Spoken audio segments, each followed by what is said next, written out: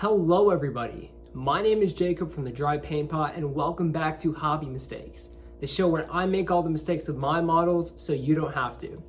Now today's episode is going to teach you everything that you need to know before you start basing your miniatures, so stick around.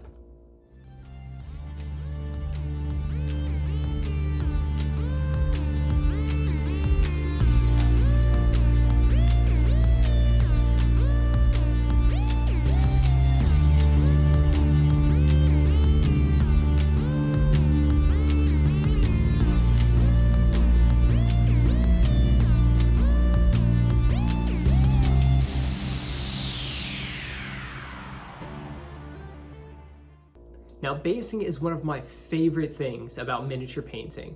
And for those of you who are new in the hobby, basing is just designing and decorating the space where your miniature stands. And it's that simple. Or it can be as difficult as you want it to be. It's all up to you.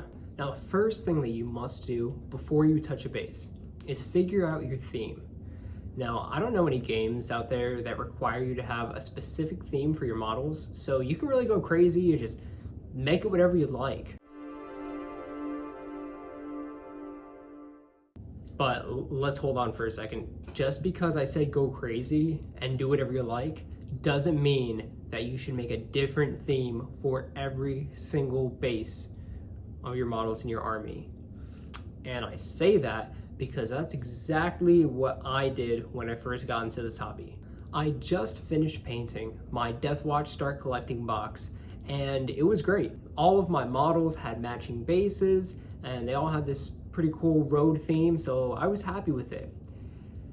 But then something awesome happened.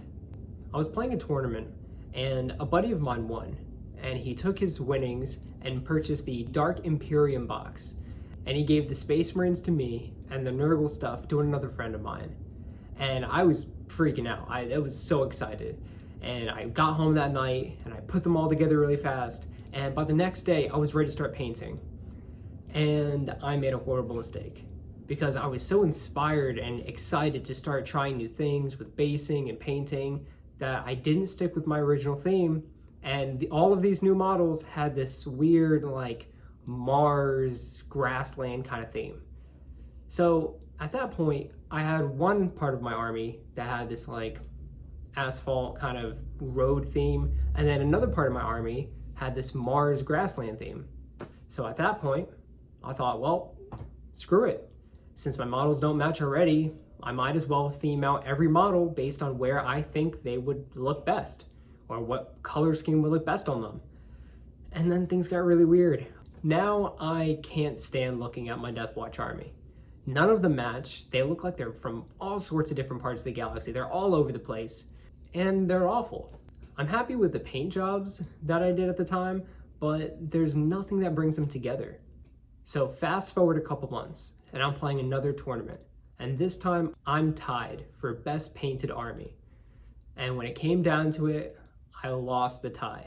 So later on that night, I'm talking to one of the judges, and he said that the reason why I lost best painted is because the other gentleman's army all had matching bases, and mine, although they were painted well, were mixed matched. So they didn't look like an army.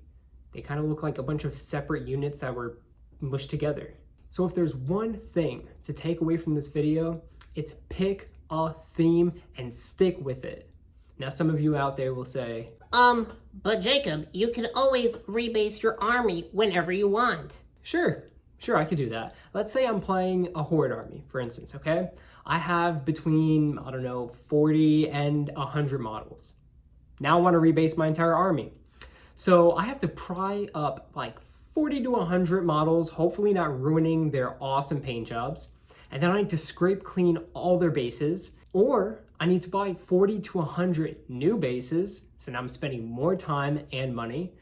And then I need to make a bunch of new bases, touch up any of the paint jobs I messed up. And with all that time you wasted, you could have actually played the game or finished painting all your other models, you dummy. Now, if you would please remove your hats with me as we mourn my poorly based and very ugly Deathwatch army.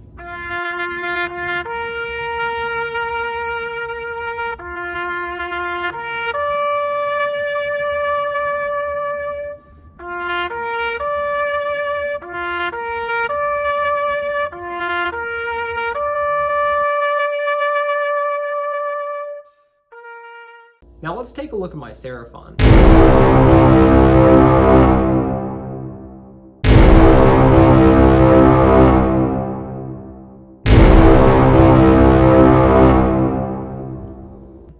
After learning from the mistakes that I made with my Death Watch, I decided to base all of my models with a lava-based theme. Now I do wish that I would have painted my Saurus warriors a different color because their red and yellow skin is a little too close to the lava color, but that's okay. I picked the volcano theme only because it interested me at the time. There was no specific reason, I just thought it would be fun to paint some lava. So like I said before, pick what's interesting to you and just go for it because it's going to make building those bases so enjoyable. And if you like the look of the lava bases and you want to give it a shot, check out my previous video because I do a tutorial on lava bases and it's a step-by-step guide, so it'll help you out. Now that we've covered the theme, let's discuss the materials that you might need for building your bases. Now, I've discovered that some of the best bases are going to be put together with things that you're going to find either outside or just laying around your house. What I like to do when I'm walking around town is keep my eye open for anything that's going to look really cool on a base, whether it be a rock or a stick, something small or something that I could break. And what I do is I throw it in my pocket, and when I get home, I toss it in a plastic bag and save it for later. I found these rocks in my parents' backyard when I was visiting for a weekend. They were a bit big, so I had to smash them with a hammer. And I love to camp, so I saved these scraps of wood from some logs that I bought during a camping trip. This is some kind of animal bone that I found laying around. I don't know what it belongs to, but it looked cool, so it ended up in a bag. If you hit a creative speed bump, refer to your basing bag because you never know what you might be able to put together. Now we've run out of time today, but there is so much more to talk about when it comes to basing, and I'll be covering all those different things in later videos. My next video is going to cover all of my favorite and least favorite basing material. That's of course if I don't get distracted next week and make a totally different video, and who knows. But I promise part 2 will be coming soon. I really hope that this video gets you started on the right track to basing your models, and if it does, feel free to share any of your work with me at The Dry Paint Pot on Instagram and Facebook. Now wash your brushes, clean your paint pots, and keep on painting.